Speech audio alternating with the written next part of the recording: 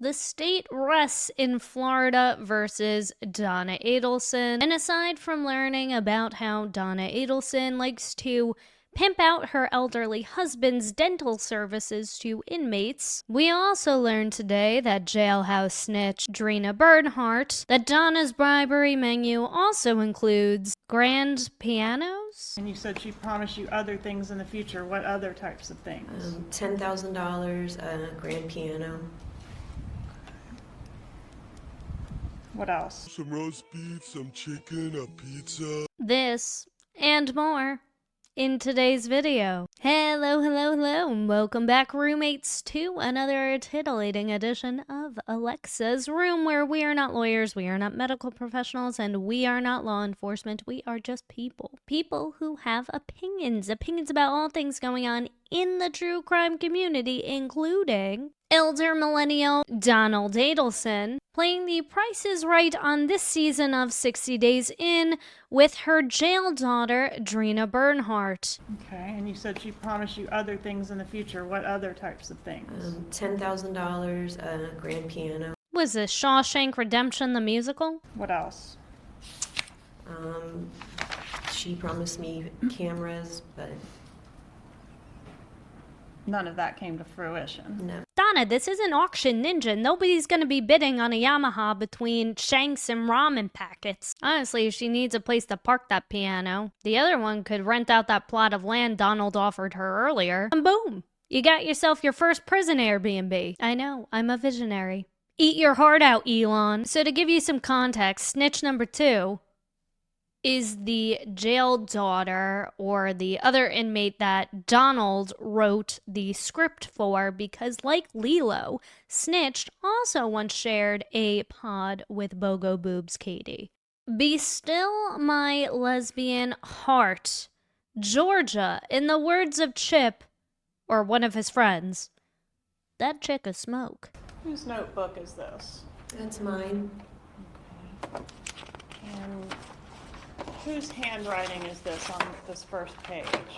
That's Donna's, Miss Anderson. Okay, so she wrote this in your notebook? Yes, ma'am. And what is it you were supposed to do with this information? I was supposed to study it and answer it correctly on the stand for her. So this is what she wanted you to say in court. Yes, ma'am. So for example, how did you know Donna Adelson? You were supposed to say everyone knew her. She's been on the news. I've seen and heard about this on TV shows and read it in the newspaper over the years. Correct. Do you read the newspaper? No. Does she look like she reads the paper, Don Juan? No! Don't you guys get tablets anyways? You could just pull up the news app. See what the latest and greatest is going on, the Blake Lively suit? That is heating up. Or Cardi B. So then my future ex-wife continues to go through the rest of Donna's bad libs and asks if Katie, or Kay as she likes to refer to her as, ever told Miss Bernhardt about the $250,000 that Charlie apparently was going to give Wendy to run away with the kids from Dan. To which she says, no. But then Georgia gets to this next bit. And what were you supposed to do with this physical script?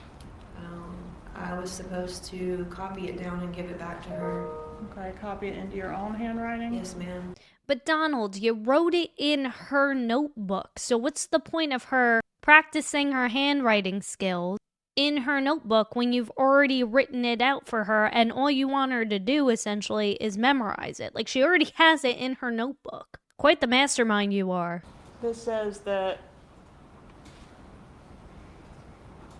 Kay told you that she told Charlie on the night of the murder that some friends of hers went to Tallahassee and killed him. Did Kay ever tell you that? No, ma'am. Okay. She asked him to give her the $250,000 that he was going to pay his sister so that she could relocate with her children to Miami. He went crazy on her. He said that that was going to be an offer to his brother-in-law not to kill him. Did Kay ever say any of that to you? No, ma'am. And then over here continues, but she convinced him that the murderers think a woman is paying for this. They don't know Charlie. She told him she wouldn't tell her friends who he is. She can keep him safe. So she was, according to this story, extorting money out of Charlie, but he didn't know it. He thought she was his friend, but really she was his enemy. Is that the deal? Yes, I suppose that's what it's supposed to be. Ah, yes, the double extortion theory from Charlie Adelson's trial. Now, what's interesting to me is how it almost seems like they're kinda implicating Wendy in all of this, because it says here, but she said she convinced him that the unalivers think a woman is paying for this. So again, cross-referencing that with Luis Rivera's testimony and how he stated, Wendy was the one who essentially plotted all this. She was the one in charge. She's the one who wanted this done. Kinda doesn't look good for Wendy. But let me know what you guys think. Here, she laughed about how easy it was to extort, and extort is underlined. Did you underline that, or did Mrs. Adelson underline that? I didn't underline it. Okay. How easy it was to extort him for the money. He wouldn't have to take her out to a fancy dinner. She could buy plenty of fancy dinners with the $1/3 of $1 million.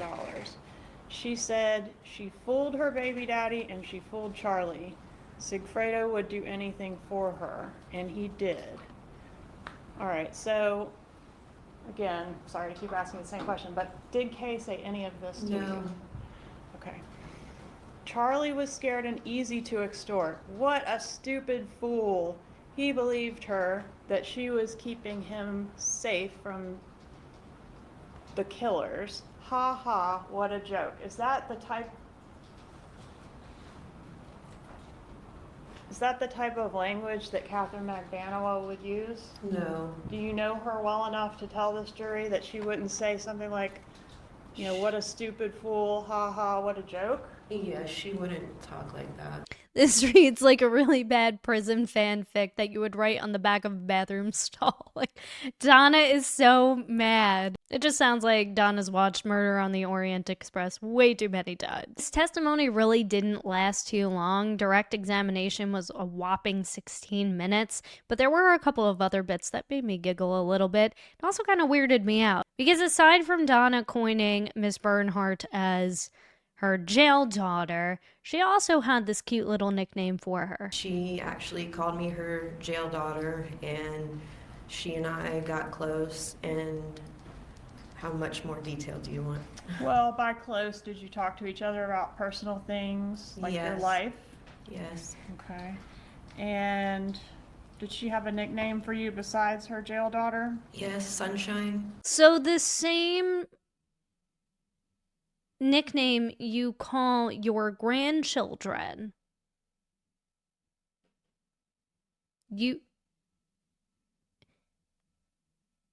I'm just gonna leave that one there. Did she ever talk to you about her grandchildren?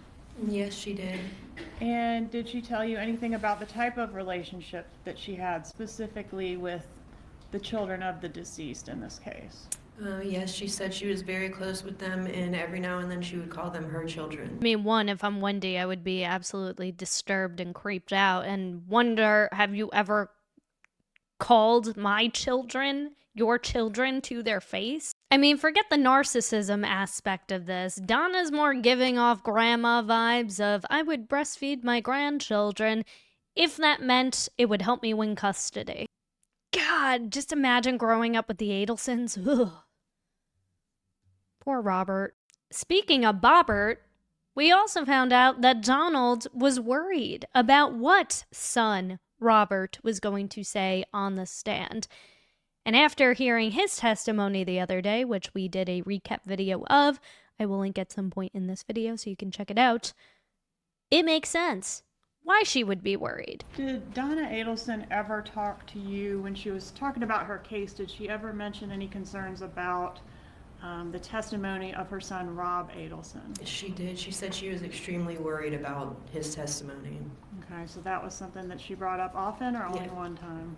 A few times. Yeah, Donna was worried about Rob's testimony the way that most people are worried about their drunk uncle saying something racist during Thanksgiving dinner. And just when you think the domestic coordinator can't get any lower, we find out she did this. And what about pills? Did she mention anything to you about pills? Yes, that if I needed pills, that I could call a doctor named, I think, Obed. I think that's his name. Okay.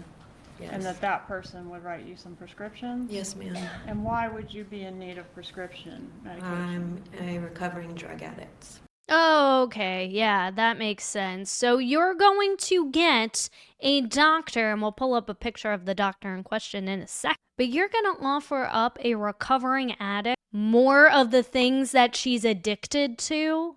Like, what evil, twisted, selfish, manipulative human being, piece of human garbage do you have to be to do that to someone who's notoriously been in and out of jail, probably divulged that information to you, to offer her something like that? That's what most people call a predator, using somebody's vulnerability and exploiting it for personal gain. That's what you are, Donald Adelson. You're a predator, and you're disgusting. And there's a special place for you, and it ain't Vietnam, I'll tell you that. So this is the Dr. Obed in question from this testimony. This was shared out by Fancy Fiction. Go give them a follow on the Twitter X's, as well as I think they have a YouTube channel. Dr. Jerry Obed is Charlie's dermatologist roommate at Whale Harbor Lane in 2014 at the time of the unaliving. Oh, how convenient. So there are connections. Donna is promising a recovering addict in the Leon County Jail that Dr. Obed will write prescriptions for her if she lies on the witness stand. So I hope that this is investigated and that this Dr. Obed, if there is any truth or merit to it, that he loses his license, because this is how the Adelsons roll. I mean, we got Harvey writing scripts for Wendy so she can come down from her Lexapro dosage. We learned that from Jeff Lacasse. I don't know about in this trial, but in previous testimony he's given. Chuckles writing scripts for his mom. Painkillers. So this actually ends up all tying back to Harvey, when my future ex-wife, Georgia Kappelman, asks Donna's jail daughter, how would she be able to get access to this $10,000 that Donna is so graciously offering her? How were you going to get these other items, like the $10,000? The money would be through something called Zelle. Okay, and who was going to send the money through Zelle? Oh, Harvey. That's her husband, Harvey Adelson? Yes. And how are you supposed to contact Harvey Adelson? Through a phone app called Signal. Okay, had you ever heard of the phone app Signal before? No, ma'am. Uncle Touch Up is gonna Zelle her, which is sending me. It's sending the idea of Harvey. Harvey, who didn't know how to get home from the Miami International Airport when his wife was getting picked up by the feds. Couldn't find his way home on his own without his wife being by his side, because he doesn't know how to call an Uber. He was going to be the guy in charge of zelling this woman through an app, which I'm sure he's never heard of before, called Signal. I didn't even know you could Zelle through Signal. Before I duck off for the weekend, like Adam Lally on a cigarette break, I do have a couple of fun announcements. Starting September 7th, I'm going to be rolling out a new series called Sunday Soup, where each Sunday evening I will be posting a slightly lengthier video. It'll probably be 45 minutes to an hour, where we are going to spotlight 3 to 5 cases that we may not have been able to cover throughout the regular week. Monday through Friday will continue to be more of the same, the slightly shorter to medium length videos about the cases that have my skin absolutely boiling, this one included. So we will see through this one as well as any other aftermath that is going on regarding Proctor and Karen Reed, etc., etc., etc. And in slightly sadder news, there will be no Monday video this upcoming Monday. It is a holiday weekend, so I have decided to take the day off-ish because just because you kind of work for yourself doesn't mean that you have not been laborious. So I will be enjoying my Labor Day festivities with my wife and cat. However, I will be publishing my first video on Monday on my brand new side channel called American Corey Watcher, where I react to new episodes of Coronation Street as an American. Like I said, I literally just started this channel over the last couple of days. I haven't promoted it yet at all or pushed it. So if you like the belly laughs and you want more of the snarky opinions that I give over here, but want a break on the dark and twisted world that is the true crime community, then you can head on over here and get some belly laughs in there. Again, first episode or video of this new channel will be dropping Monday. So there you have it, folks. That's all you got from me. Thank you, as always, so much for watching, and until then...